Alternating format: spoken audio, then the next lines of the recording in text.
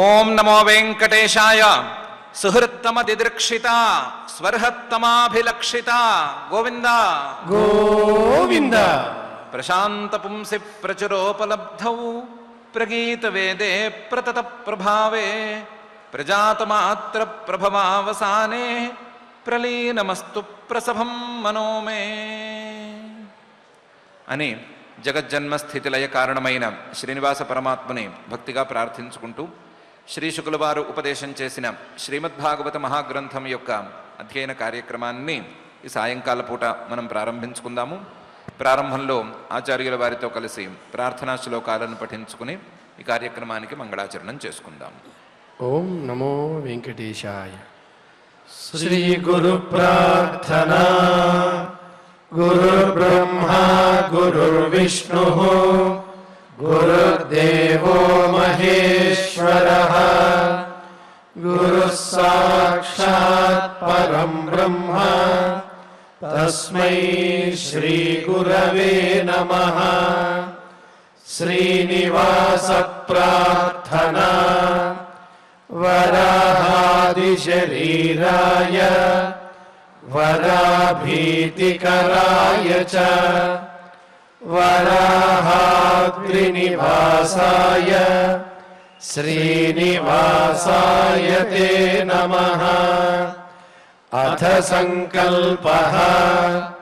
శ్రీమదాదివరాహ క్షేత్రే విరాజమానస్య నిత్యశుద్ధ బుద్ధ ముక్త స్వభావస్య లీలాగృహీత విగ్రహస్య శ్రీ పద్మావతీ జానేః అనుగ్రహేణ అస్మాకం సర్వేషాం బుద్ధిశుద్ధ్యర్థం విద్యాభివృద్ధ్యర్థం భక్తి జ్ఞాన వైరాగ్యాది తదనుకూల సర్వసంపత్ సమృద్ధ్యర్థం శ్రీ పరమేశ్వర ప్రీత్యర్థం శ్రీమద్భాగవత పాఠం కరిష్యామహే. అస్య శ్రీమద్భాగవత స్తోత్ర మహామంత్రస్య నారద ఋషి బృహదీ ఛందః శ్రీకృష్ణ పరమాత్మా దేవత బ్రహ్మ బీజం భక్తి శక్తి జ్ఞాన వైరాగ్యే కీలకం అస్మాకం శ్రీమద్భగవత్ ప్రసాద సిద్ధ్యర్థే పాఠే వినియోగః ధ్యానం నారాయణాధ్వరవరాహ విహన్యమానం మిత్రాప్రసూత విదురాది విదర్శ్యమానం ద్వైపాయనాప్తశుక సంభృత ముఖ్య భాగం యజ్ఞాయ సంభరత భాగవతం ప్రకామం. శ్రీ గురుభ్యో నమః. సనకాది మునులు వైకుంఠాన్ని చేరారు. వైకుంఠానికి ఉండేటువంటి 7 ప్రాకారాలలో 6 ప్రాకారాలను దాటేశారు. 7వ ప్రాకారంలో ఉన్న ద్వారాన్ని దాటబోతున్నారు. ఆ ద్వారాన్ని పాలిస్తున్నటువంటి ద్వారపాలకులైనటువంటి 2 ఈ మునులను కొంచెం కోపంగా చూశారు. వాళ్ళు కోపంగా చూస్తున్నారా లేదా కొంచెం తీవ్రంగా చూస్తున్నారా ఇలాంటి విషయాలేమీ మునులు పట్టించుకోలేదు. లోపలికి వెళ్ళటానికే ఉద్యుక్తులయ్యారు. అనేంతవరకు బ్రహ్మగారు 29వ శ్లోకం వరకు చెప్పారు. ఆ మునులకు ఏ విధమైనటువంటి సందేహము లేదు. ఫలానా చోటుకు మనం వెళ్ళవచ్చు వెళ్ళకూడదు అనేటువంటి విచారణ ఏమీ లేదు. ఎక్కడా భయం లేదు. ఎక్కడ వాళ్ళని అడ్డుకునేంత దమ్ము ఎవరికీ లేదు. ఇంతవరకు అడ్డుకున్నటువంటి హిస్టరీ కూడా లేదు. అందువల్ల ధైర్యంగా వాళ్ళు వైకుంఠం తాలూకు 7వ ప్రాకారం తాలూకు ద్వారం లోపల నుండి వెళ్ళటానికి ఉద్యుక్తులయ్యారు. అలా వాళ్ళు వెళ్ళబోతున్నప్పుడు ఏం జరిగింది అనే విషయాన్ని బ్రహ్మగారు 30వ శ్లోకంలో చెప్తున్నారు. తాన్వీక్ష్య వాతరసనాంశ్చతురః కుమారాన్ వృద్ధాన్ దశార్ధవయసో విదితాత్మతత్వాన్ వేత్రేణ చాస్ఖలయతాం అతదర్హణాంస్తౌ తేజో విహస్య భగవత్ ప్రతికూల శీలౌ అనే శ్లోకంలో తాన్ వీక్ష్య ఆ నలుగురిని సనందనాదుల్ని నలుగురిని ఈ ద్వారపాలకులు ఇద్దరు చూశారు. క్రూరంగానే చూశారు. చూడ్డానికి వాళ్ళు ఎలా ఉన్నారు? వాతరశనాన్, ఒంటి మీద నూలు పోగులేదు, దిగంబరులుగా ఉన్నారు. వాతరశనాన్ చతురః, నలుగురున్నారు, ఒకళ్ళు కాదు ఇద్దరు కాదు, చతురః. చూడబోతే ఈ ద్వారపాలకులను కాదని లోపలికి వెళ్ళటానికి కావలసినంత శారీరక బలం వాళ్ళకున్నట్లు తోచటం లేదు. ఎందుకంటే కుమారాన్, చిన్నపిల్లల్లా కనిపిస్తున్నారు. ఎంత చిన్నపిల్లల్లా కనిపిస్తున్నారు అంటే దశార్ధ వయస, 10లో సగం 5 అనుకుంటే 5 ఏళ్ల పిల్లల్లాగా చిన్నగా కనిపిస్తున్నారు. పొట్టి బుడంకాయల్లా ఉన్నారు. దశార్ధ వయస.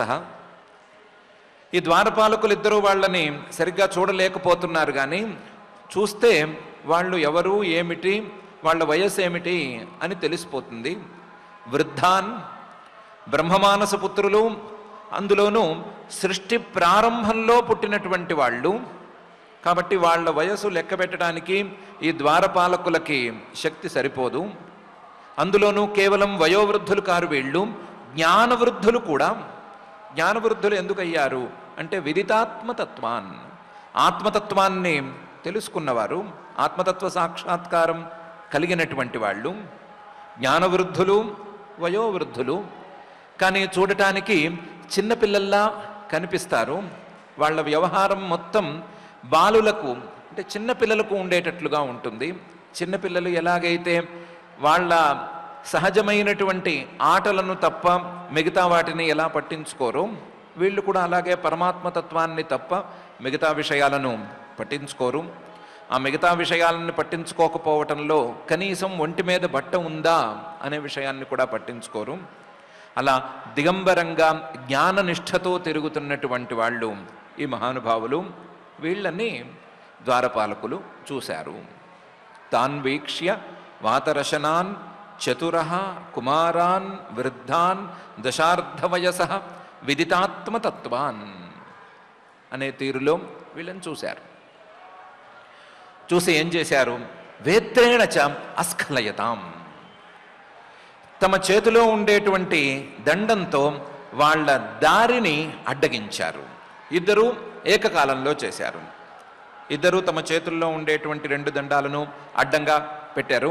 వెళ్ళొద్దు అన్నట్లుగా ఆ దండంతో చూపించారు. నో ఎంట్రీ అన్నట్లుగా అడ్డం పెట్టారు. వేత్రేణచ్చ అస్ఖలయతాం, కేవలం అడ్డం పెట్టి ఊరుకోలేదు. హే, ఎవరు మీరు, వెళ్ళకూడదు అని నోటితో కూడా అన్నారు. లోపలికి వెళ్ళకూడదు అని ఆజ్ఞాపించారు. ఆజ్ఞాపించటం అనేది అధికార స్వరంతో చేశారు. వేత్రేణచ అస్ఖలయతాం. వాళ్ళు ద్వారపాలకులు కదా, ద్వారపాలకులు అడ్డగిస్తే తప్పేముంది అని ఎవరికైనా అనిపించచ్చు. అలా అనిపించకూడదు. అతదర్హణాన్, వాళ్ళని వీళ్ళని అడ్డగిస్తే అడ్డగించచ్చేమో కానీ ఈ నలుగురిని మాత్రం అడ్డగించకూడదు. ఈ నలుగురికి ఈ సృష్టిలో ఎక్కడా అడ్డం అనేది లేనే లేదు. అడ్డగించేటువంటి అధికారం ఎవ్వరికీ లేదు. అతదర్హణాన్, వాళ్ళని ఎవ్వరూ అడ్డుకోకూడదు. అలాంటి వాళ్ళని వీళ్ళు అడ్డం పెట్టడమే కాకుండా నోటితో కూడా లోపలికి వెళ్ళవద్దు అని ఆజ్ఞాపించారు. వేత్రేణచ అస్ఖలయతాం అతదర్హణాం స్తౌ. పాపం ద్వారపాలకులు వాళ్ళకేం తెలుస్తుంది, ఎవరిని లోపలికి పంపించవచ్చు, ఎవరిని పంపించకూడదు అని వాళ్ళకేం తెలుస్తుంది?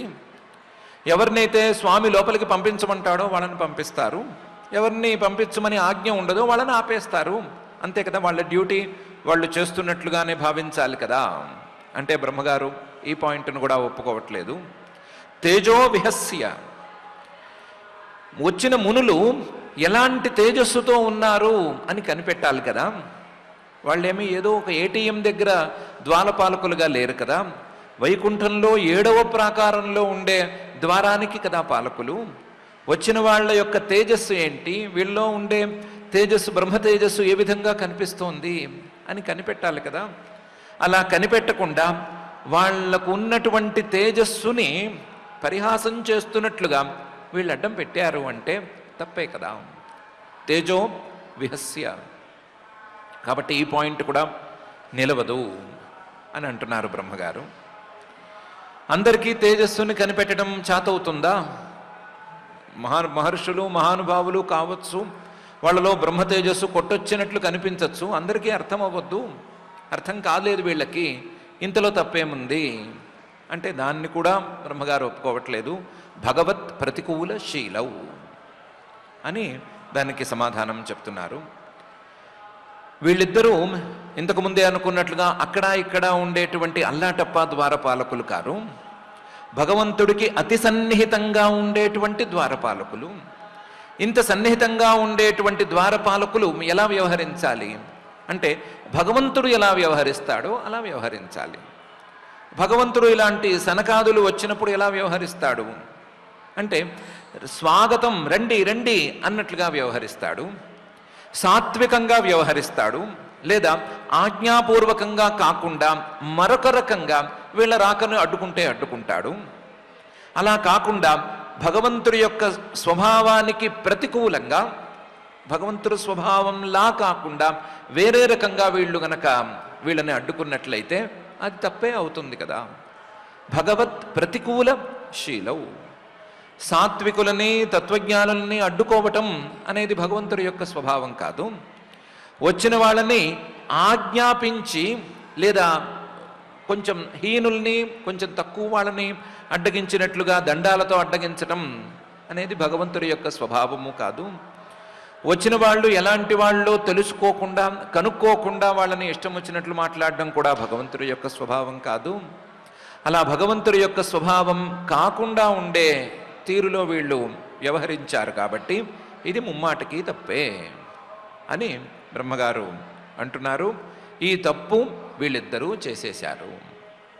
తాన్ వీక్ష్య వాతరసనాంశ్చతురః కుమారాన్ వృద్ధాన్ దశార్ధవయసో విదితాత్మతత్వాన్ వేత్రేణ చాస్ఖలయతా మతదర్హణాంస్తౌ తేజో విహస్య భగవత్ ప్రతికూల శీలౌ అని బ్రహ్మగారు జయ విజయులు తప్పు చేసేశారు అని చెప్పేస్తున్నారు.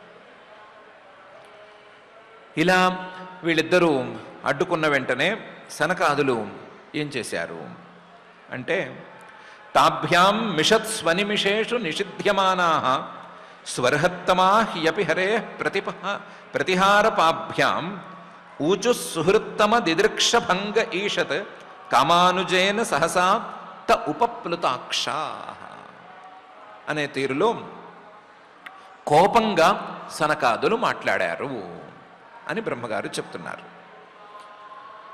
కోపం అనేది సహజంగా వాళ్లకు రాదు, కానీ ఈ సందర్భంలో ఎందుకు వచ్చిందో కొద్దిగా కోపం వచ్చింది. ఆ కోపంతో వాళ్ళు మాట్లాడారు. కోపం ఎందుకు వచ్చింది అంటే తాభ్యాం మిషత్ స్వనిమిషేషు నిషిధ్యమానాః. తాభ్యాం ఈ ద్వారపాలకులిద్దరూ కూడా వీళ్ళని లోపలికి రావద్దు అని నిషేధం చెప్తున్నారు, రాకూడదు అని నిషేధాన్ని చూపిస్తున్నారు. ఒకటి దండంతో చూపిస్తున్నారు, మరొకటి నోటితో చెప్తున్నారు. మిషత్సు అనిమిషేషు, వీళ్ళిద్దరే కాదు, చుట్టుపక్కల చాలామంది దేవతలు వాళ్ళు వీళ్ళు ఉన్నారు. వాళ్ళందరూ కళ్ళార్పకుండా జరుగుతున్నటువంటి సంఘటనని చూస్తూ ఉన్నారు. వాళ్ళెవరూ మాట్లాడట్లేదు, ఎందుకు మాట్లాడట్లేదో తెలియదు. వాళ్ళందరూ కళ్ళార్పకుండా చూస్తూనే ఉన్నారు. అనిమిషేషు మిషత్సు, వీళ్ళిద్దరూనేమో లోపలికి రావద్దంటున్నారు. ఒకవేళ ఈ మునులకు లోపలికి వెళ్ళేటువంటి అర్హత లేదా అని అనుకుందామా అంటే స్వర్హత్తమాహ, వీళ్ళు అర్హుల్లో కల్లా శ్రేష్ఠులు అని చెప్పటం కాదు, అర్హత మంచి అర్హత గల వారిలో శ్రేష్ఠులలో కల్లా కూడా శ్రేష్ఠులు అని చెప్పుకోవటం మంచిది. సు అర్హత్తమాహ అని వీళ్ళ గురించి చెప్పుకోవాలి. లోపలికి వెళ్ళటానికి అర్హత ఉందా లేదా కాదు, లోపలికి వెళ్ళటానికి మంచి అర్హత కల వాళ్లలో కల్లా వీళ్ళు శ్రేష్ఠులలో కల్లా శ్రేష్ఠులు అవుతారు. అలాంటి వాళ్ళు వీళ్ళ యోగ్యత గురించి అర్హత గురించి సందేహించవలసిన పనే లేదు. స్వర్హత్తమాహ. పోనీ అడ్డుకున్న వాళ్ళు కొత్తగా వచ్చినటువంటి బ్యాచు, ఇంకా వాళ్ళకి సరిగ్గా పని అలవాటు కాలేదు అని అనుకుందామా అంటే అది కూడా లేదు. అపిహరేహే ప్రతిహార పాభ్యాం, వాళ్ళు శ్రీహరి తాలూకు ద్వారాన్ని కాపలా కాయవలసినటువంటి వాళ్ళు, అలాంటి స్థానంలో ఉండవలసిన వాళ్ళు. కొత్త పాత ఇలాంటిది లేదు.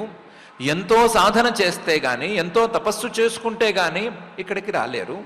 ఎంతో సాత్వికమైనటువంటి సాధన చేసుకుంటే కానీ ఈ స్థితిని చేరుకోలేరు. వారి సాధనకు ఒక ఫలితాన్ని చూపించవలసినటువంటి సందర్భం ఇది. వచ్చిన వాళ్ళు పరమ సాత్వికులు, వచ్చిన వాళ్ళని అర్హులైనటువంటి వాళ్ళని లోపలికి పంపించాలి అనే నిర్ణయాన్ని తీసుకోవలసిన సందర్భం ఇది. ఇలాంటి సందర్భంలో వాళ్ళు తప్పుగా వ్యవహరించటం అనేది ఏమి క్షంతవ్యమేమీ కాదు అనే పరిస్థితి ఏర్పడింది. అపిహరేహే ప్రతిహార పాభ్యాం, లోపలికి వెళ్ళవలసిన వాళ్ళు తక్కువ యోగ్యత వాళ్ళు కారు, ఆపిన వాళ్ళు కూడా తక్కువ యోగ్యత వాళ్ళు కారు. ఇలాంటి పరిస్థితులలో మునులు అసలు ఈ దృష్టిలోనే లేరు. సుహృత్తమ దిదృక్షితం అనే పని మీద వెళుతున్నారు వాళ్ళు. మాకు అందరికంటే ఎక్కువగా ఇష్టమైనటువంటి పరమాత్మను చూడాలి అనే అభిప్రాయంతో వెళుతున్న వాళ్ళు. ఆ అభిప్రాయానికి ఎప్పుడైతే భంగం అనేది ఏర్పడిందో, సుహృత్తమ దిదృక్షిత భంగం, తమకు చాలా ప్రియుడైనటువంటి ఆ పరమాత్మని చూడాలనుకునేటువంటి కోరికకు అడ్డం అనేది ఎప్పుడైతే తగిలిందో, అప్పుడు ఈషత్ కామానుజేన సహసా, కొంచెం వేగంగా వాళ్ళు ఊచుహు మాట్లాడేశారు. ఆ వేగంగా మాట్లాడడం కూడా ఈషత్ కామానుజైన, కామానుజైన కామం తాలూకు తమ్ముడు లేదా కామం తరువాత వచ్చేటువంటి వాడు క్రోధం అనేటువంటి వాడు. ఆ క్రోధంతో తమ కోరిక, భగవంతుడిని చూడాలి అనేటువంటి కోరిక భంగపడటంతో, ఆ కోరిక తరువాత వచ్చేటువంటి, కోరిక భంగపడితే వచ్చేటువంటి కోపంతో వాళ్ళు సహసా వేగంగా ఊచుహు. ఈషత్ కామానుజేన సహసా, ఆ చెప్పేటప్పుడు మాత్రం తే ఉపప్లుతాక్షాః, కళ్ళు కొంచెం చిట్లించి కూడా చెప్పారు. కళ్ళు కొంచెం చిట్లించి మాట్లాడారు.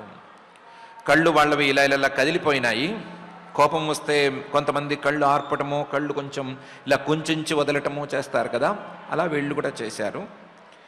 వేగంగానే మాట్లాడారు, కోపంగా మాట్లాడారు, కళ్ళు చిట్లిస్తూ మాట్లాడారు, తమ కోపాన్ని ప్రదర్శించేశారు. మాటలతోనూ తమ బాడీ లాంగ్వేజ్తోనూ ప్రదర్శించేశారు అని బ్రహ్మగారు తాభ్యాం మిషత్ స్వనిమిషేషు నిషిధ్యమానాః స్వర్హత్తమాః యపి హరేః ప్రతిహార పాభ్యాం ఊచు సుహృత్తమ దిదృక్షిత భంగ ఈషత్ కామానుజేన సహసాప్త ఉపప్లుతాక్షాః అనే ఈ శ్లోకంలో చెప్తున్నారు.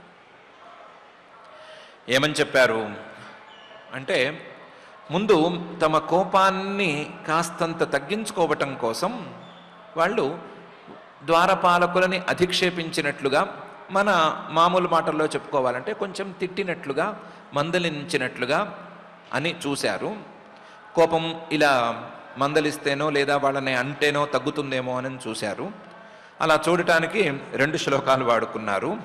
మునయ ఊచు కోవామిహైత్య భగవత్ పరిచర్యయోచ్చైః తద్ధర్మిణాం నివసతాం విషమస్వభావః తస్మిన్ ప్రశాంత పురుషే గత విగ్రహే వాం కోవాత్మవత్ కుహకయో పరిశంకనీయ అని తమ కోపాన్ని ప్రశ్నల రూపంలో బయటపెట్టారు. ప్రశ్న వేయటం, ఆక్షేపించటం అనేటువంటి తీరులో కోపాన్ని బయటపెడుతూ మాట్లాడారు. ఏమని? అసలు ఇదేమి స్వభావం మీది? ఏం చేస్తున్నారు మీరు? మీరు ఎక్కడికి వచ్చారు? ఎలాంటి చోటుకొచ్చారు? ఎలాంటి సాధన చేసుకుని ఈ చోటుకొచ్చారు అని చూసుకునే ఈ పని చేస్తున్నారా? ఇది ఉచ్చైహి, చాలా పెద్ద పై స్థాయిలో ఉండేటువంటి స్థానం ఉచ్చైహి.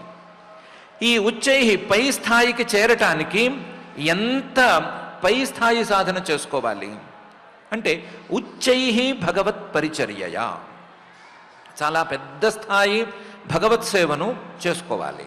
కింద లోకాలలో పై స్థాయిలో భగవత్ పరిచర్య రూపంగా తపస్సు చేసుకోవాలి. ఉచ్చైహి పరిచర్యయ భగవత్ పరిచర్యయ. ఇలాంటి ఉచ్చైహి భగవత్ పరిచర్యయ గనక చేసినట్లయితే ఇక్కడికి రావటం అనేది సంభవిస్తుంది, రావటం అనేది కుదురుతుంది. ఇహ ఏత్య, కానీ ఏత్య కూడా కాదు, మీరు ఇక్కడే నివాసం కూడా ఉంటున్నారు. రావటానికే ఇంత తపస్సు చేసుకోవాలి అంటే ఇక్కడే నివాసం ఉండటానికి ఇంకా ఎంత తపస్సు చేసుకోవాలి? ఉచ్చైహి భగవత్ పరిచర్యయా ఇహ ఏత్య నివసతాం.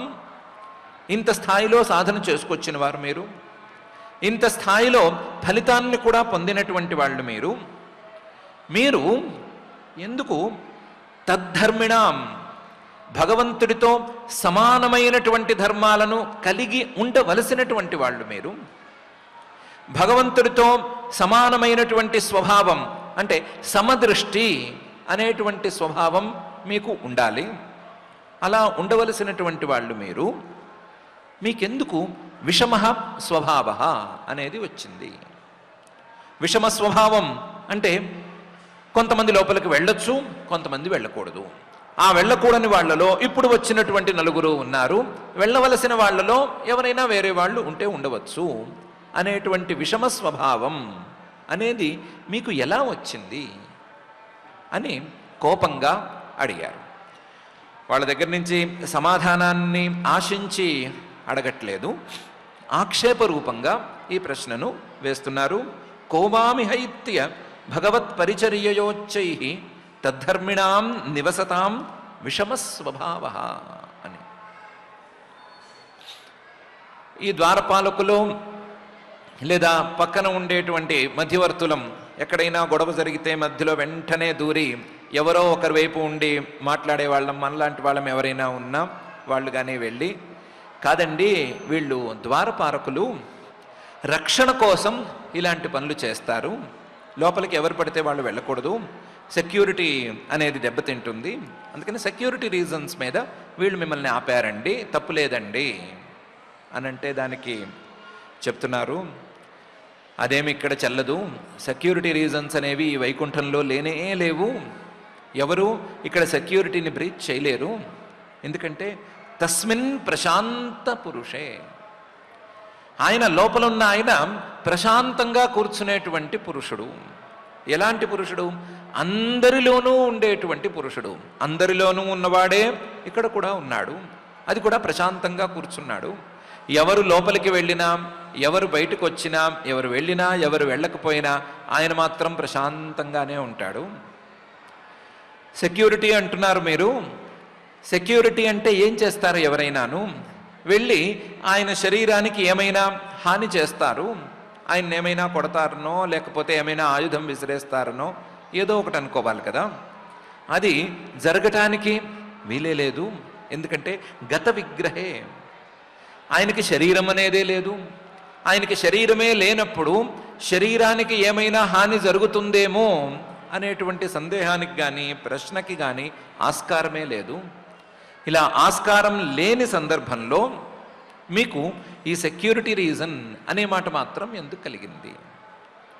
వాం కోవా కుహక పరిశంకనీయ, మీకు ఏదో సందేహం వచ్చింది కదా, అంటే ఎవరైనా లోపలికి మనకు తెలియకుండా లోపలికి వెళతారేమో, ఆయుధాలను ధరించి లోపలికి వెళ్తారేమో, ఆ శ్రీహరి మీద ఆయుధాలను విసిరేస్తారేమో అనే సందేహం కలిగింది కదా, ఆ శంక కలిగింది కదా. ఈ కుహకమైనటువంటి సందేహం మీకెందుకు కలిగింది? ఈ వంకర సందేహం అనేది మీకెందుకు కలిగింది? ఒకవేళ ఇక్కడ వంకర బుద్ధి కలిగిన వాళ్ళు ఎవరైనా ఉన్నారు, ఎవరైనా ప్రవేశించారు అనంటే అది మీరిద్దరే అవ్వాలి తప్ప ఇంకోళ్ళెవరూ కూడా ఇక్కడికి ప్రవేశించలేరు కదా.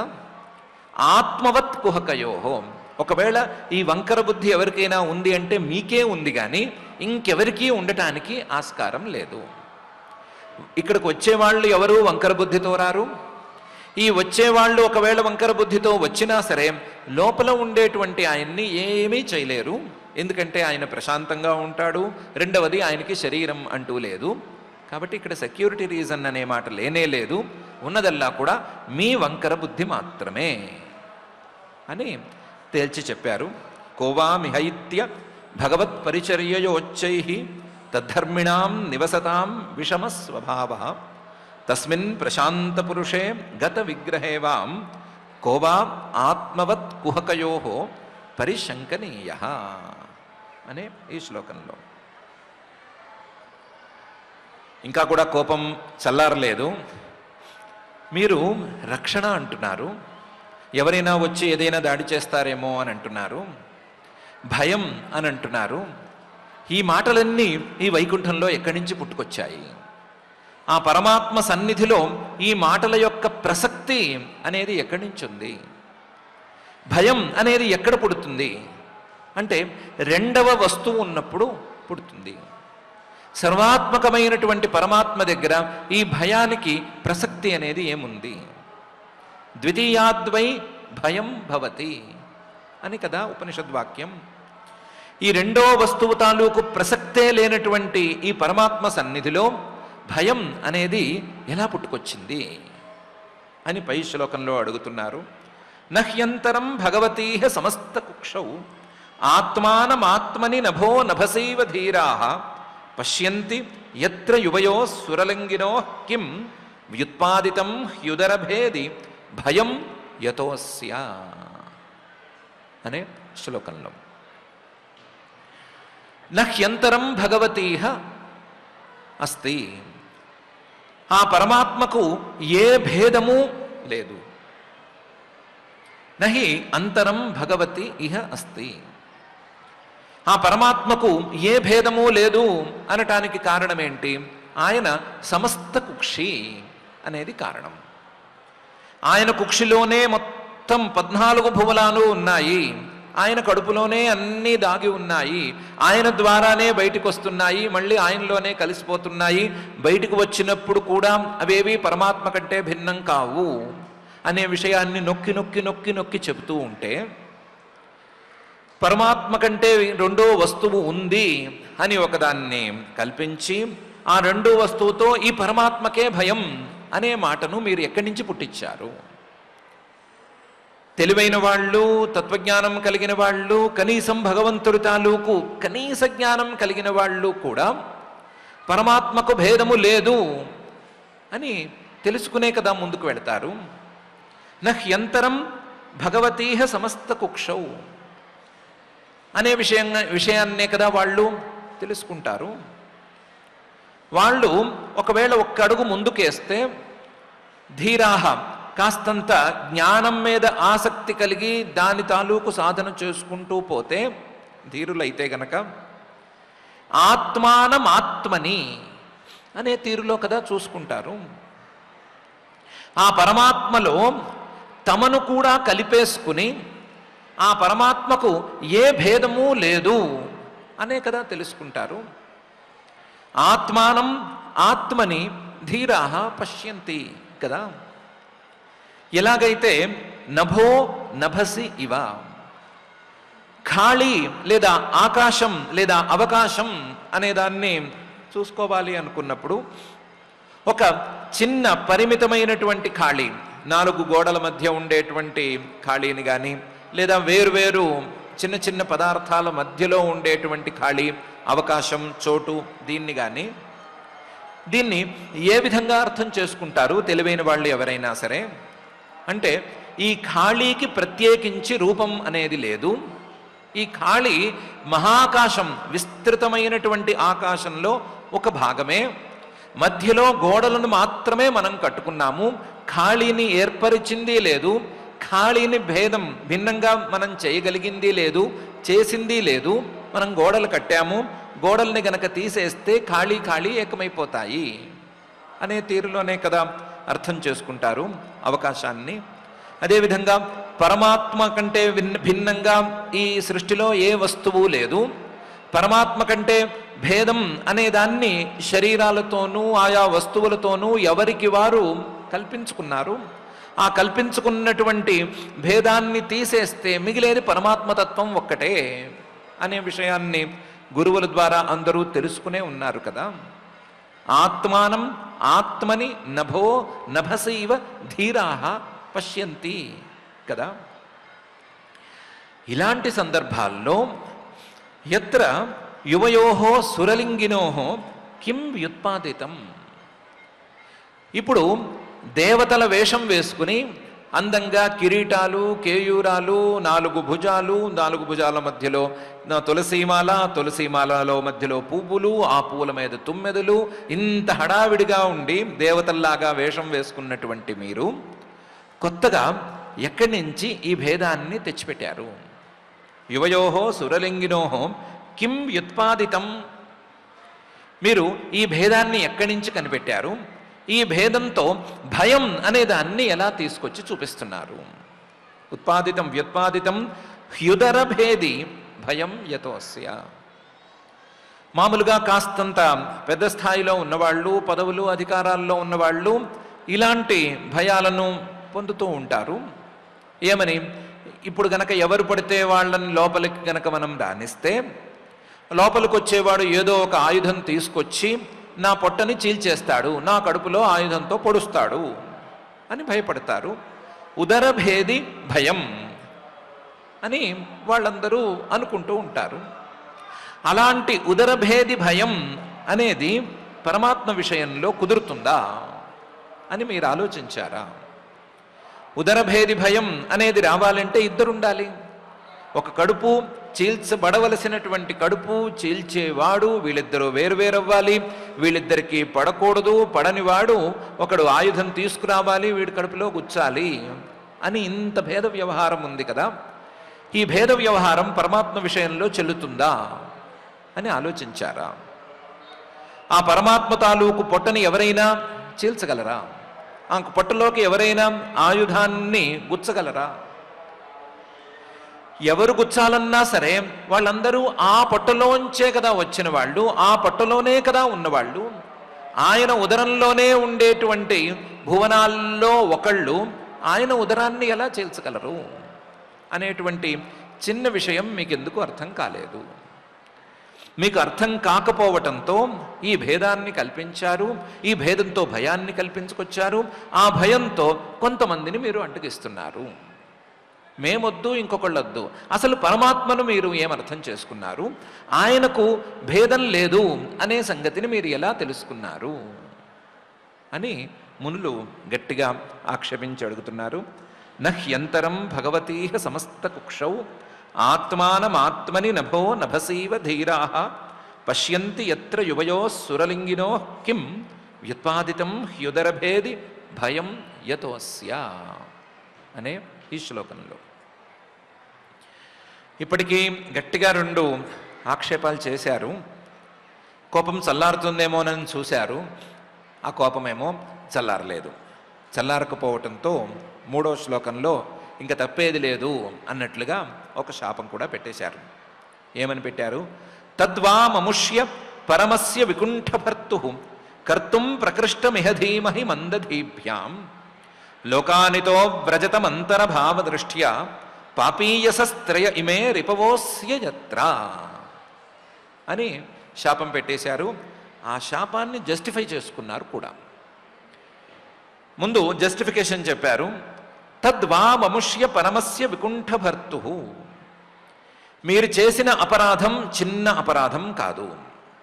మీరు చేసిన అపరాధం ఏంటి? మమ్మల్ని అడ్డుకున్నారు అనేది కాదు అపరాధం. మీరు పరమపురుషుడైనటువంటి వికుంఠభర్త ఈ వైకుంఠానికి స్వామి అయినటువంటి శ్రీమన్నారాయణుడికి అపచారం చేశారు, ఆయన్ని తక్కువ చేశారు. ఆయన్ని ఎవరి ద్వారానో ఈయనకి భయం ఉంది అని చూపించారు, ఎవరికో ఈయనకి భేదం ఉంది అని చెప్పారు. ఆయన తత్వాన్ని మీరు తగ్గించేశారు, అపకర్షం చేసేశారు. ఈ దోషం అనేది చిన్న దోషం కాదు.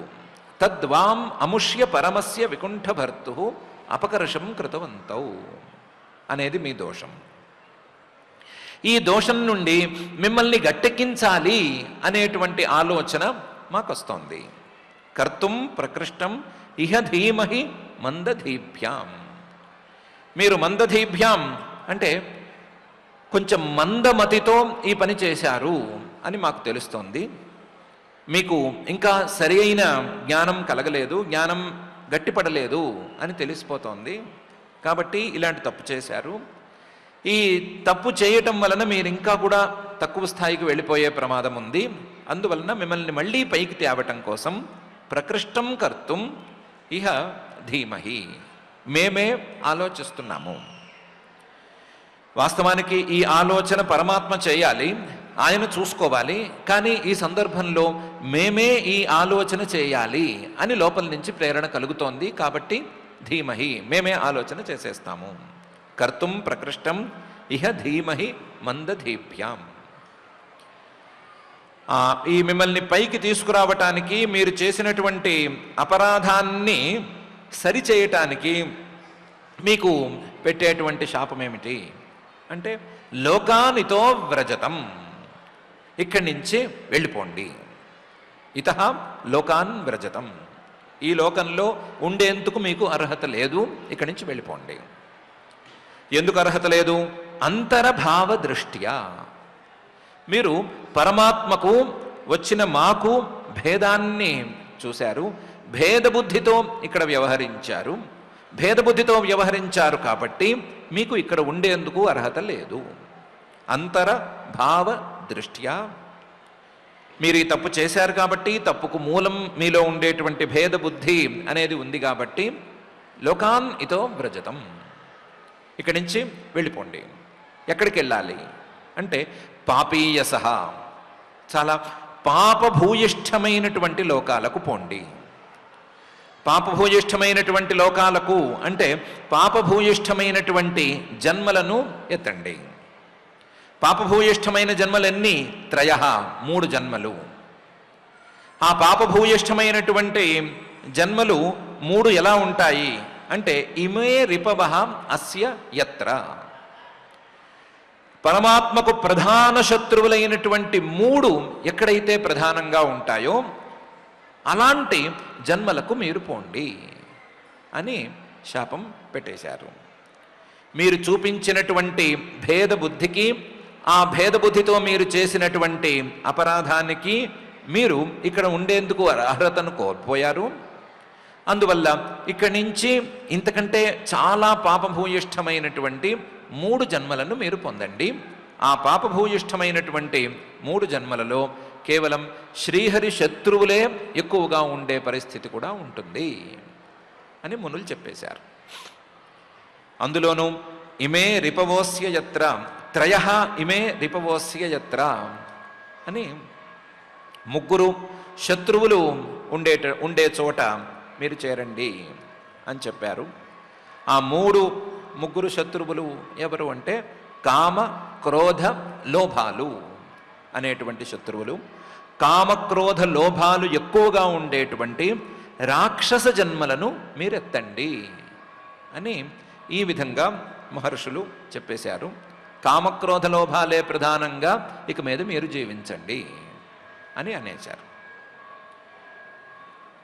కామక్రోధ లోభాలు ప్రధానంగా ఉండేటువంటి జన్మలు మాత్రమే కాదు, 3 జన్మలు.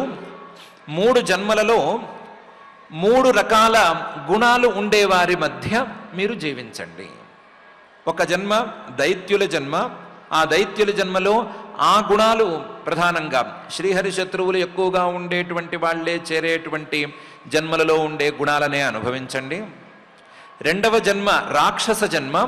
ఈ రాక్షస జన్మలో శ్రీహరి శత్రువులు ఎక్కువగా ఉంటే ఏ గుణాలు లబ్బుతాయో ఆ గుణాలనే అనుభవించండి. 3వ జన్మ రాజజన్మ, ఆ రాజజన్మలో కూడా శ్రీహరి శత్రువులు ఎక్కువగా ఉంటే ఏ గుణాలు లబ్బుతాయో ఆ గుణాలను అనుభవించండి అని చూపించారు.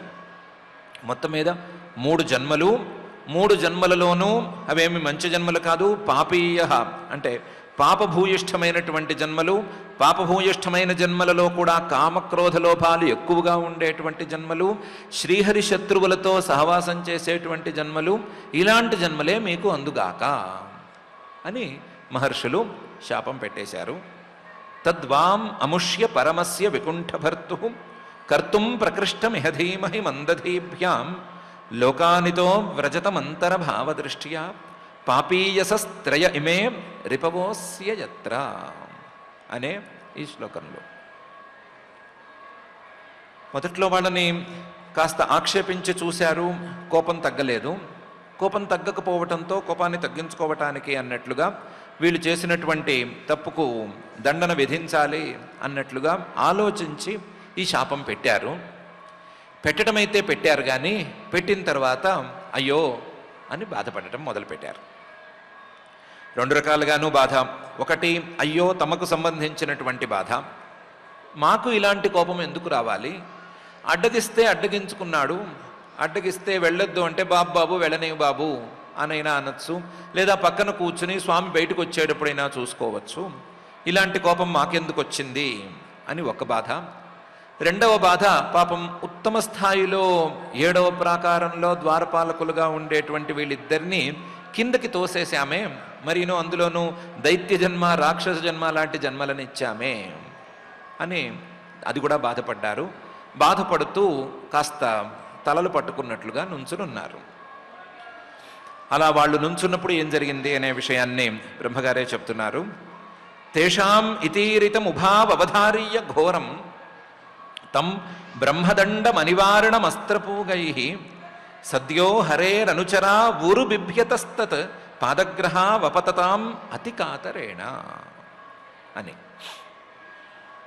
వాళ్ళు కొంచెం బాధగానే ఉండగానే, అయ్యో ఈ పని చేశామేమో అని బాధలో ఉండగానే ఈ ద్వారపాలకులిద్దరూ భయపడిపోయారు.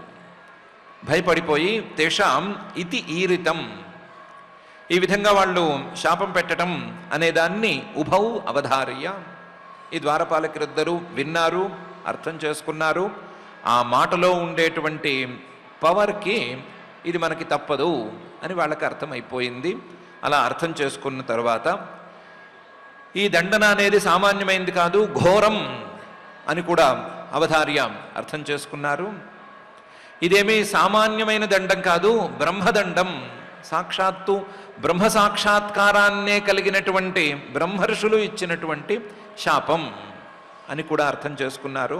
బ్రహ్మదండం అనివారణం అస్త్రపూగై, ఈ బ్రహ్మదండాన్ని ఏ అస్త్రంతోనూ అడ్డుకోలేము అని కూడా అనుకున్నారు. ఏదో చిన్నపిల్లల్లా కనిపించేసరికి అనవసరంగా ఒక దండం అడ్డం పెట్టాము, కానీ వీళ్ళ దగ్గర ఉండేది బ్రహ్మదండం. ఈ బ్రహ్మదండాన్ని, ఈ బ్రహ్మశాపాన్ని మనం ఏ అస్త్రంతోనూ ఏ దండంతోనూ అడ్డుకోలేము అని అర్థం చేసుకున్నారు. అర్థం చేసుకుని చాలా భయపడ్డారు. భయపడి సద్య పాదగ్రహౌ అపతతాం, సద్య వెంటనే ఆ మునుల కాళ్ల మీద పడిపోయారు. కాళ్ళు పట్టుకోవటానికి కింద పడిపోయారు. పాదగ్రహౌ అపతతాం, పడేటప్పుడు ఎలా పడ్డారు, అతి కాతరేణ, చాలా భయంగా పడ్డారు, చాలా భయపడ్డారు. భయంతో కాళ్ళ మీద కూడా పడ్డారు. కానీ ఆశ్చర్యం, వీళ్ళిద్దరూ కింద పడేందుకు అవకాశం లేదు, ఎందుకంటే చాలా పెద్ద స్థాయిలో ఉన్నారు. హరికి అనుచరులు వీరు. ఆ హరేరనుచరు, శ్రీహరి తాలూకు అనుచరులైనా సరే వీళ్ళు భయపడ్డారు, భయపడి కింద కూడా పడ్డారు. అంతకంటే పెద్ద ఆశ్చర్యం ఏమిటి అంటే, ఈ అనుచరులు, ఈ ద్వారపాలకులు ఎంత భయపడ్డారో అంతకు మించి చాలా హెచ్చు స్థాయిలో లోపల ఉండేటువంటి స్వామి భయపడ్డాడు. బ్రహ్మర్షులకు కోపం వచ్చేస్తోంది, ఇదెక్కడిది అని ఆయన భయపడ్డాడు. బ్రహ్మర్షులకు కోపం వచ్చి పొరపాటున వీళ్ళు ఏమైనా శాపం పెడితే నీకు నీ యజమానికి కలిపి ఈ శాపం అనే మాట అంటే ఆ శాపాన్ని నిజం చేసుకోవలసిన బాధ్యత మళ్ళీ ఆయన నెత్తి మీదే పడిపోతుంది. అలా వీళ్ళకు కోపం రావటం ఏమిటి అని లోపల ఉండే స్వామి కూడా భయపడ్డాడు. హరేరనుచరౌ ఉరుబిభ్యత, వీళ్ళిద్దరికంటే కూడా, ద్వారపాలకులిద్దరికంటే కూడా లోపల ఉండేటువంటి శ్రీహరే చాలా ఎక్కువ భయపడ్డాడు. అలా యజమాని అనుచరులు ఇద్దరూ కూడా భయంతోనే ఉన్నారు. యజమాని ఎక్కువ భయపడ్డాడు, వీళ్ళిద్దరూ తక్కువ భయపడ్డా సరే వెంటనే కాళ్ళ మీద పడ్డారు అని బ్రహ్మగారు తేషాం ఇతీరితముభావ అవధార్య ఘోరం తం బ్రహ్మదండమనివారణమస్త్రపూగై సద్యో హరేరనుచరా ఊరు బిభ్యతస్తత్ పాదగ్రహ వపతతాం అతి కాతరేణ అనే ఈ శ్లోకంలో చెప్పారు. వీళ్ళు కాళ్ళ మీద పడింది కానీ, వీళ్ళు భయపడుతున్న విషయం కానీ మునులేం పట్టించుకోలేదు. వాళ్ళు మాత్రం తమ బాధలోనే తామున్నారు. అయ్యో ఇంత పని చేశాము, మనకు కోపం రావటం ఏంటి, కోపం రాకూడదు కదా. రెండోది, వీళ్ళ మీద ఇంత శాపం పెట్టాము, ఈ శాపాన్ని తిప్పే శక్తి ఎవరికీ లేదు కదా అని వాళ్ళు తమ బాధలో ఉన్నారు. తమ బాధలో ఉండేటువంటి వాళ్ళని ఈ కాళ్ళు పట్టుకున్నటువంటి ద్వారపాలకులిద్దరూ లేచి చూశారు. చూసి అయ్యా మీరేం బాధపడకండి అని అనటం మొదలుపెట్టారు. ఏమని? భూయాదఘోని భగవద్భిరకారి దండ యోనౌ హరేత సురహేళనమప్యశేషం మావోనుతాపకలయా భగవత్ స్మృతిఘ్న మోహో భవేదిహతునౌ వ్రజతో రథోధ అని అన్నారు. అయ్యా మీరు మాకేదో దండన విధించారు, మాకేదో శాపం పెట్టారు, భూయాత్ అది అట్లాగే ఉండని, తప్పేం లేదు. ఎందుకంటే భూయాత్ అఘోని, మేమేమో తప్పు చేశాము, తప్పు చేసిన వాళ్ళు మేము కాబట్టి భగవద్భిరకారి దండ, మీరు మాలాంటి వాళ్ళని దండించేంత సామర్థ్యం ఉన్నవాళ్ళు కాబట్టి మీరు మమ్మల్ని దండించారు. మీరు భగవంతులు సమర్థులు కాబట్టి భగవద్భి అకారి దండ, మీరు మమ్మల్ని దండించారు. దండించిన మేము తప్పు లేని వాళ్ళం కాము, తప్పు చేశాము. అఘోని అకారి దండ, ఈ దండం ఇలాగే ఉండని ఏమీ ఇబ్బంది లేదు, దీనివల్ల మాకు లాభమే కలుగుతుంది. ఎందుకు? యోనవు హరేత సురహేళనమప్యశేషం. సురహేళనం అంటే పెద్ద స్థాయిలో ఉండేటువంటి తత్వజ్ఞానులు ఇలాంటి వాళ్ళని హేళన చేయటం, వాళ్ళు వెళ్ళేటువంటి దారిని అడ్డుకోవటం, లేదా వాళ్ళని వెళ్ళొద్దు అని ఆజ్ఞాపించటం అనేది చాలా చాలా పెద్ద తప్పు. ఆ తప్పు తాలూకు దోషాన్ని ఈ దండన అనేది శోధించేసేస్తుంది. ఇలా అశేషం, నిశ్శేషంగా ఆ తప్పును తీసేస్తుంది. సురహేళనం అశేషం హరేతన, దానివల్ల మాకు వచ్చే ఇబ్బంది ఏమీ లేదు. మీరు బాధపడుతున్నారు, బాధపడటం అనేది మా విషయంలోనైతే వద్దు. ఒకవేళ బాధపడే మాట అయితే మావో అనుతాప కలయ, మీకు మా మీద ఏదో కాస్తంత జాలి కలిగినటువంటి మాటే అయితే, మా మీద జాలి కలిగితే ఆ జాలి కూడా రవ్వంత, అనుతాప కలయ రవ్వంత జాలి గనక కలిగితే ఆ జాలిని ఇలా చూపించండి. ఏమని? భగవత్ స్మృతిఘ్న మోహ న భవేత్. మాకు కింద పాపీయ అంటే పాపభూయిష్టమైనటువంటి జన్మలను మీరు విధించారు కదా, ఆ పాపభూయిష్టమైనటువంటి జన్మలలో మాకు మోహం అనేది తప్పనిసరి కదా, వ్యామోహం లేదా భ్రమలు ఇలాంటివి తప్పనిసరివి కదా. ఆ భ్రమలు ఉన్నప్పుడు ఆ భ్రమలలో పడి కొట్టుకుపోతూ మేము భగవంతుణ్ణి మరవటం అనేది జరగకూడదు అని అనుగ్రహించండి చాలు. భగవత్ స్మృతిఘ్న మోహ న భవేత్. భగవంతుడి తాలూకు స్మృతిని అడ్డగించే, స్మృతి రాకుండా చేసేటువంటి మోహం కలగకూడదు. మోహం కలగని తప్పేమీ లేదు, కానీ ఆ మోహంలోనైనా సరే భగవంతుడి స్మృతి మాకు నిరంతరం సాగుతూ ఉండేటట్లుగా అనుగ్రహించండి. అనుతాపకలయా భగవత్ స్మృతిభ్య మోహ మా ఓ భవేత్ ఇహనౌ వ్రజతో రథోధ. ఎందుకంటే మీరు చెప్పినటువంటి ఆ పాపభూయిష్టమైన జన్మలు అధోధ, కింద స్థాయి కంటే కూడా చాలా కింద స్థాయి జన్మలు. దైత్య జన్మ, రాక్షస జన్మ లాంటివి ఘోరమైన జన్మలు. ఆ జన్మలలో భ్రమలు, మోహాలు ఇవన్నీ సహజం. ఆ మోహాలలో పడి కొట్టుకుపోతూ, ఆ భ్రమలలో పడి కొట్టుకుపోతూ భగవంతుణ్ణి గనక విస్మరించే మాట అయితే మేము ఇంకా నాశనమైపోతాము. అలా కాకుండా మాకు భగవంతుడి తాలూకు స్మృతి ఉండేటట్లు అనుగ్రహిస్తే చాలు అని అడిగారు. ఏమయ్యా ఇదేం మాట, రాక్షస జన్మను ఒప్పేసుకున్నారు, ఆ రాక్షస జన్మలో ఉండే మోహాలు ఇవన్నీ ఒప్పేసుకున్నారు, ఆ రాక్షస జన్మలో మోహాలు భ్రమలు ఇవన్నీ తిరుగుతూ ఉండగా భగవంతుడి స్మరణ అంటే ఏమి స్మరణ వస్తుంది? భగవంతుడిని తిట్టుకోవటమే కదా మిగులుతుంది అని అంటే, తిట్టుకున్నా చాలు, భగవంతుడిని తిట్టుకుంటూ భగవంతుడిని ద్వేషిస్తూ ఆయన లేడంటూ, ఆయన్ని కాదంటూ, ఆయన్ని పొడి చేస్తామంటూ, ఏదో పిప్పి చేస్తామంటూ తిరుగుతున్నా పర్వాలేదు, భగవంతుడు భగవంతుడు భగవంతుడు అని నోటితో అంటే చాలు అని ద్వారపాలకులిద్దరూ అడిగారు. అడిగి మీరు తప్పేమీ చేయలేదు, తప్పు చేసింది మేము, మీరు మాకు శాపం పెట్టలేదు, అపకారం చేయలేదు, మీరు మాకు ఉపకారం చేశారు, మేము చేసుకున్నటువంటి దోషానికి ప్రక్షాళన కలిగేట్లు మీరు చక్కగా మాకు దారి చూపించారు. కానీ ఆ దారిలో భగవంతుణ్ణి స్మరించుకోవటం అనేట్లు ఉండేటట్లుగా మమ్మల్ని అనుగ్రహిస్తే చాలు అని అడిగారు. భూయాదఘో అని భగవద్భిరకారి దండ యోనౌ హరేత సురహేళనమప్యశేషం మావోనుతాపకలయా భగవత్ స్మృతిఘ్న మోహో భవేదిహతునౌ వ్రజతో రథోధ అనే ఈ శ్లోకంలో. బయట ఇంత రచ్చ జరుగుతోంది కదా, లోపల కూర్చున్నటువంటి స్వామి ఏం చేస్తున్నాడు అంటే, ఇంతవరకు కాస్తంత ల్యాగ్ ఇచ్చి వీళ్ళు అడ్డుకునేటప్పుడు, మహర్షులు వాళ్ళని ఆక్షేపించేటప్పుడు, మహర్షులు వాళ్ళని శపించేటప్పుడు, మహర్షులు శపించిన తర్వాత వీళ్ళు కాళ్ళ మీద పడేటప్పుడు, అలాగే మాకు భగవత్ స్మృతి కలగాలి అని అనుగ్రహించండి అని అడిగేటప్పుడు ఆగి మొత్తం చివరికి వస్తూ ఉండగా హడావిడిగా లోపల నుంచి బయటకు వచ్చాడు అని బ్రహ్మగారు. ఏవం తదైవ భగవాన్ అరవిందనాభ స్వానాం విబుధ్య సదతిక్రమమారీయ హృద్య తస్మిన్ యయౌ పరమహంస మహామునీనాం అన్వేషణీయ చరణౌ చలయన్ సహశ్రీ అని బ్రహ్మగారు ఈ శ్లోకంలో స్వామి చేసినటువంటి పని చెప్తున్నారు.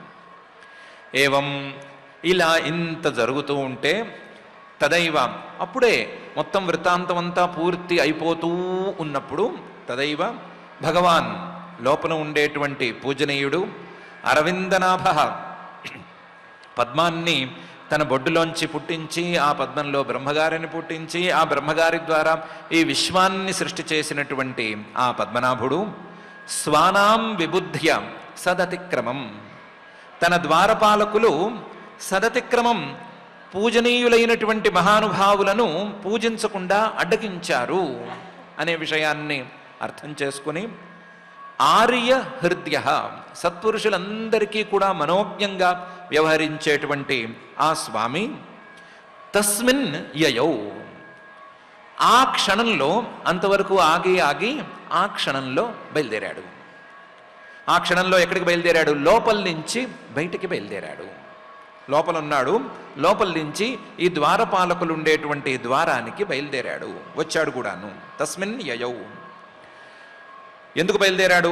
పరమహంస మహామునీనాం అన్వేషణీయ చరణౌ చలయన్, ఆ పరమహంసలు నిరంతరం సంచారం చేస్తూ పరమాత్మనే సాక్షాత్కారం చేసుకోవడానికి ప్రయత్నం చేసేటువంటి ఆ మహామునులు నిరంతరం నా యొక్క పాదార విందాలనే అన్వేషిస్తున్నారు. వాళ్ళకి ఒకసారి నా పాదాలు చూపించేస్తే సరిపోతుంది కదా, వాళ్ళకి లేట్ అయిపోతుంది కదా అనే ఉద్దేశంతో బయలుదేరాడు. పరమహంస మహామునీనాం అన్వేషణీయ చరణవు, ఆ పాదాలను వాళ్ళకి చూపించాలంటే ఏం చేయాలి అంటే నడుచుకుంటూనే బయలుదేరాలి అని లోపల నుంచి బయటికి నడుచుకుంటూ వచ్చేశాడు. అన్వేషణీయ చరణవు చలయన్ సహశ్రీ, వచ్చేటప్పుడు లక్ష్మితో సహా వచ్చాడు. లక్ష్మితో సహా వచ్చాడు, నడుచుకుంటూ వచ్చాడు. నడుచుకుంటూ రావటంతో పద్మనాభ అరవిందనాభ, బహుశా బ్రహ్మగారిని కూడా పద్మంతో తామర పువ్వుతో సహా తీసుకొచ్చేశాడు. తీసుకొచ్చి నడుచుకుంటూ ఈ క్షణంలో శాపం చివరి దశలో ఉన్నటువంటి క్షణంలో ద్వారం దగ్గరకి చేరాడు అని బ్రహ్మగారు ఏవం తదైవ భగవాన్ అరవిందనాభ స్వానాం విబుధ్య సదతిక్రమం ఆర్య హృదయ తస్మిన్ యయౌ పరమహంస మహామునీనాం అన్వేషణీయ చరణౌ చలయన్ సహశ్రీ అనే శ్లోకంలో చెప్తున్నారు. తర్వాత ఏం జరిగింది అనే సంగతి సులభంగానే తెలుస్తుంది. ఇప్పటికీ ఏం జరిగింది అనే విషయాన్ని జాగ్రత్తగా గమనించుకోవాలి. మహానుభావులైన వాళ్ళని అడ్డగించటం అనేది మహానేరం అనే విషయం ఒకటి. ఆ మహానుభావులైనటువంటి వాళ్ళు ఎప్పుడైనా సరే శాపాలను ఇవ్వటం అనేది గనక జరిగితే ఆ శాపం అనేది కేవలం తప్పు చేసిన వాళ్ళ యొక్క దోషాన్ని సరిపుచ్చటానికి మాత్రమే, అంతే తప్ప వేరే అభిప్రాయంతో ద్వేషంతో కాదు అనేటువంటి ప్రధానమైన విషయం ఒకటి అర్థం చేసుకోవాలి. ఈ విషయం శాపాన్ని పొందినటువంటి ఆ ద్వారపాలకులకే అర్థమైపోతే మనం అర్థం చేసుకోకుండా వీళ్ళకి ఏదో ద్వేషం ఉంది అనో ఇంకోటి ఉందో అని అనుకోవటంలో అర్థమేముండదు. అది మరొక ప్రధానమైనటువంటి విషయం. ఇంకొక ప్రధానమైన విషయం, ఉన్నత స్థాయికి చేరుకున్న వాళ్ళు ఎవరైనా సరే ఆ ఉన్నత స్థాయికి తగినట్లుగా వ్యవహరించాలే తప్ప ఉన్నత స్థాయి కంటే తక్కువ స్థాయిలో ఆలోచన అనేది చేయటానికి వీల్లేదు. అలా తక్కువ స్థాయిలో ఆలోచన చేసే మాట అయితే వాళ్ళు క్రమక్రమంగా ఆ తక్కువ స్థాయికి దిగజారిపోవలసిందే తప్ప తమ ఉన్నత స్థాయిని నిలబెట్టుకోలేరు అనేటువంటిది మరొక ప్రధానమైన విషయం. ఒకవేళ అలాంటి తక్కువ స్థాయి ఆలోచనలను చేసినప్పుడు ఈ ఉన్నత స్థాయిని ఇచ్చిన వాడే తక్కువ స్థాయికి దించటానికి ఏమాత్రం వెనకాడడు అనేది కూడా చాలా ముఖ్యమైన పాయింట్. ఎందుకంటే మనమందరము ఈ సనకాది మహర్షులు ఏం చేశారు, జయ విజయులు ఏం చేశారు అని గమనించుకుంటున్నామే కానీ ఇదంతా చూస్తున్నటువంటి స్వామి ఏం చేశాడు అని పెద్దగా గమనించుకోలేదు. స్వామి ఊరికే కూర్చున్నాడు. స్వామి మా ద్వారపాలకులు వీళ్ళు, మా సెక్యూరిటీ గార్డ్సు, వీళ్ళని కాదనడానికి మీకేం హక్కు ఉంది అనేమి వచ్చి వాళ్ళిద్దరిని వెనకేసుకురాలేదు. వాళ్ళకి శాపం పెడుతున్నప్పుడు అలాగే ఊరుకున్నాడు. ఎలాగో జరగవలసిందే, ఇది అవ్వవలసిందే అన్నట్లుగా ఊరుకున్నాడు. ఊరుకుని అంతా అయిన తర్వాత కొంచెం హడావిడిగా బయటికి అడుగులేసుకుంటూ వచ్చాడు. దీన్ని బట్టే ఆయన కూడా ఇలాంటి తప్పు చేసిన వాళ్ళని కిందకి జార్చటంలో ఏమాత్రం వెనకాడడు అని అర్థమైపోతోంది. కాబట్టి మనం ఏ స్థాయిలో ఉన్నాం, ఉన్నత స్థాయిలో ఉన్నాం, అక్కడి నుంచి తక్కువ స్థాయికి రాకుండా ఉండటానికి మన వ్యవహార శైలి ఎంత సాత్వికంగా ఉండాలి అనే విషయాన్ని గమనించుకోవలసినటువంటి సందర్భం ఇది. ఆ సందర్భాన్ని మనం గట్టిగా గమనించుకుంటూ ఉందాం. గమనించుకుంటూ సాత్వికమైనటువంటి వ్యవహార శైలిని ఎలా మనం అలవరుచుకోవచ్చు అనే విషయం మీద ఆలోచన చేసుకుందాం, ప్రయాస పడదాం. సాత్వికమైన వ్యవహార శైలిని పెంచుకుంటూ ఉన్నత స్థాయికి ఎదుగుతూ మనం కూడా ఆ పరమాత్మ సన్నిధి అనేటువంటి అత్యున్నత స్థాయిని చేరుకోవటానికి ప్రయత్నం చేసుకుందాం. ఆ ప్రయత్నాన్ని సఫలం చేయవలసిందిగా ఆ జగజ్జన్మ స్థితిలయ కారణమైనటువంటి శ్రీనివాస పరమాత్ముని భక్తిగా ప్రార్థన చేసుకుందాం. ఆ ప్రార్థనతో ఈ రోజుకి పారాయణ కార్యక్రమాన్ని ప్రారంభించుకుందాం. పారాయణ కార్యక్రమానికి వెళ్లే ముందు ఒక చిన్న ప్రకటన. రేపు 23వ తారీఖు ఈ నెల, డిసెంబర్ నెల 23వ తారీఖు గీతా జయంతి. ఆ రోజే ముక్కోటి ఏకాదశి కూడా పడింది.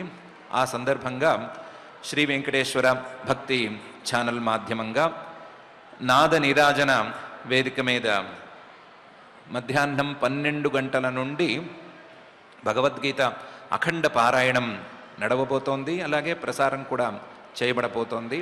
కాబట్టి ఆ భగవద్గీత అఖండ పారాయణంలో అందరూ పాల్గొని వాళ్ళ సౌకర్యానుసారం లేదా వాళ్ళ శక్తి అనుసారం అందులో పాల్గొని అందరూ కృతార్థులు కావలసింది అనేటువంటి ప్రకటన. ఆ ప్రకటన జాగ్రత్తగా చూసుకుని ఇప్పుడు పారాయణ కార్యక్రమాన్ని ప్రారంభించుకుందాం. ఈరోజు తృతీయ స్కంధం 15వ అధ్యాయంలో 30వ శ్లోకం నుంచి మనం పారాయణ చేసుకుంటూ ఉన్నాము. अथ श्रीमद्भागवते पारमहंस्यां संहितायां तृतीयस्कन्धे पञ्चदशाध्याये श्लोकाः तान् वीक्ष्य वातरशनांश्चतुरः कुमारान्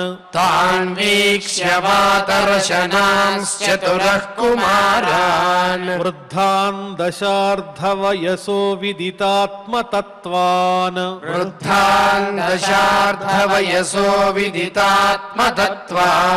वेत्रेण चास्खलयतामतदर्हणांस्तौ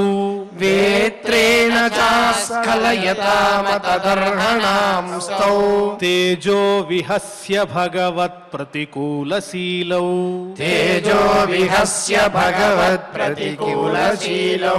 ताभ्यां मिषत्स्व निमिषेषु निषिध्यमानाः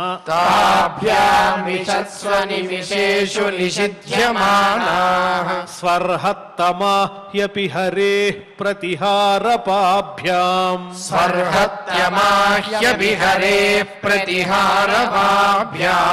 ऊचुः सुहृत्तमदिदृक्षितभङ्ग ईशत्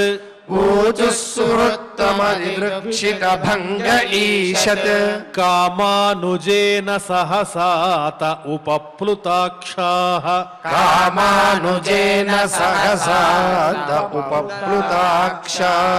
मुनयः ऊचुः को वामिहैत्य भगवत्परिचर्ययोच्चैः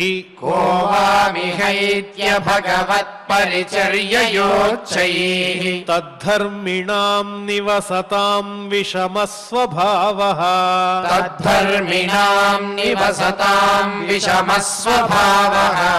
तस्मिन् प्रशान्तपुरुषे गतविग्रहे वाम्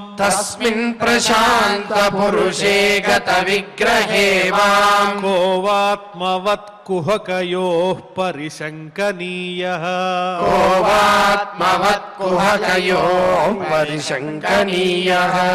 न ह्यन्तरं भगवतीह समस्तकुक्षौ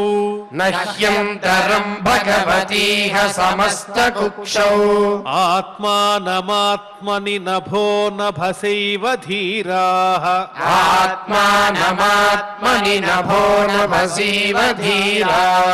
पश्यन्ति यत्र युवयोः सुरलिङ्गिनोः किम्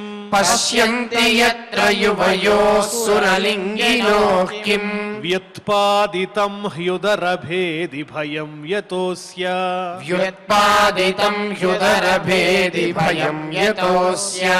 तद्वाममुष्य परमस्य विकुण्ठभर्तुः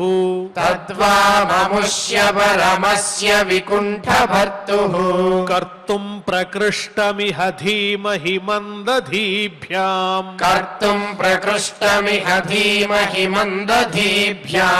लोकानितो व्रजतमन्तरभावदृष्ट्या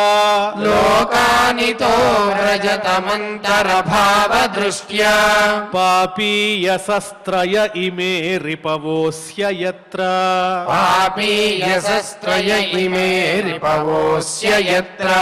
तेषामितीरितमुभाववधार्य घोरम्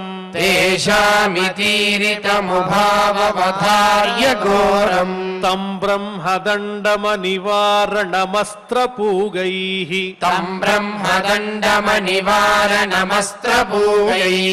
सद्यो हरेरनुचरावुरुबिभ्यतस्तत्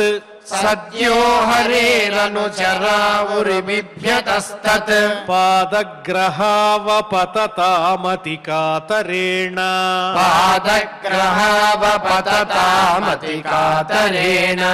भूयादघोनि भगवद्भिरकारिदण्डो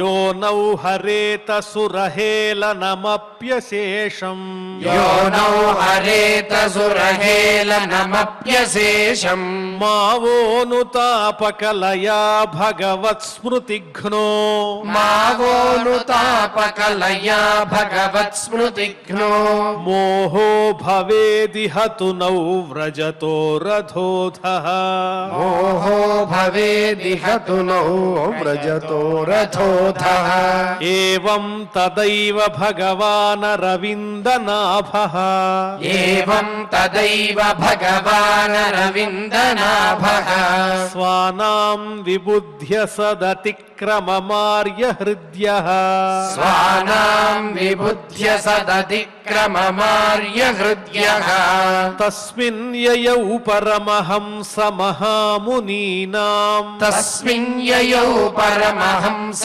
महामुनीनाम् अन्वेषणीय चरणौ चलयन् सहस्रीः अन्वेषणीय चरणौ चलयन् सहस्रीः इति इति श्रीमद्भागवते श्रीमद्भागवते पारमहंस्यां संहितायां पारमहंस्यां संहितायां तृतीयस्कन्धे तृतीयस्कन्धे पञ्चदशाध्याये श्लोकाः पञ्चदशाध्याये श्लोकाः హరిసర్వేషుడనంతుడా కలకలం బాలించి పద్మాలయా సరసాలాప వినోద సౌఖ్య రచనల్ చాలించి శుద్ధాంతమందర మాణిక్యపు గేహళుల్ గడచి ఏతంచన్ ప్రపన్నార్తి సంహరుడై నిత్య విభూతి శోభన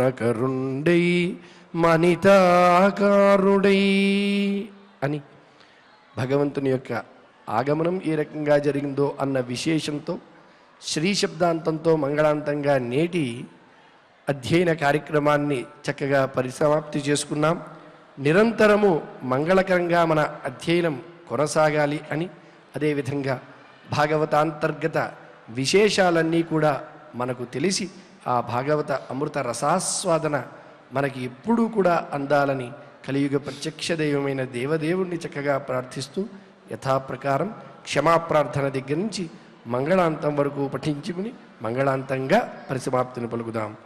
అథ క్షమా ప్రార్థనా యదక్షరపదభ్రష్టం మాత్రాహీనం చ యద్భవేత్ తత్సర్వం క్షమ్యతాం దేవ నారాయణ నమోస్తుతే. అథ భగవత్సమర్పణం కాయేన వాచా మనసేంద్రియైర్వా బుద్ధ్యాత్మనా వా ప్రకృతే స్వభావాత్ కరోమి యద్యత్ సకలం పరస్మై.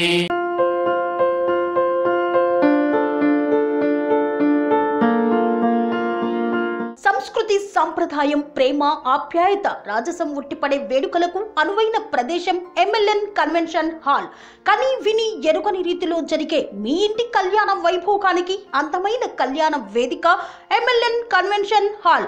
ఎంఎల్ఎన్ కన్వెన్షన్ హాల్ ప్రత్యేకతలు: సువిశాలమైన wedding halls, centralized AC, banquet hall మరియు విశాలమైన డైనింగ్ హాల్, వధువరుల కోసం ప్రత్యేక ఏసీ మరియు నాన్ ఏసీ గదులు, నక్షత్రాల వెలుగులో పచ్చని పచ్చికపై పార్టీల కోసం అనువైన గార్డెన్. ఎంఎల్ఎన్ కన్వెన్షన్ లో సీసీటీవీ పర్యవేక్షణతో పూర్తి భద్రత. ఎక్స్పీరియన్స్ అండ్ ప్రొఫెషనల్ వర్కర్స్ గల అన్నపూర్ణ గ్రూప్ వారి సేవలు. 2000 వాహనాలు పార్కు చేసేందుకు సువిశాల పార్కింగ్ సౌకర్యం. మీ ఇంట జరిగే అన్ని శుభకార్యాలకు, పెళ్లి, reception, engagement, birthdays, get together, corporate events, ఏ ఇతర శుభకార్యాలకైనా అందమైన వేదిక ఎంఎల్ఎన్ కన్వెన్షన్ హాల్. బుకింగ్ కోసం సంప్రదించండి 7550438888 మరియు 7550428888. మా అడ్రస్ చీర్యాల లక్ష్మీ నరసింహస్వామి దేవాలయం ప్రక్కన, near outer ring road, Keesara junction, Cheeryal గ్రామం, మేడ్చల్ జిల్లా.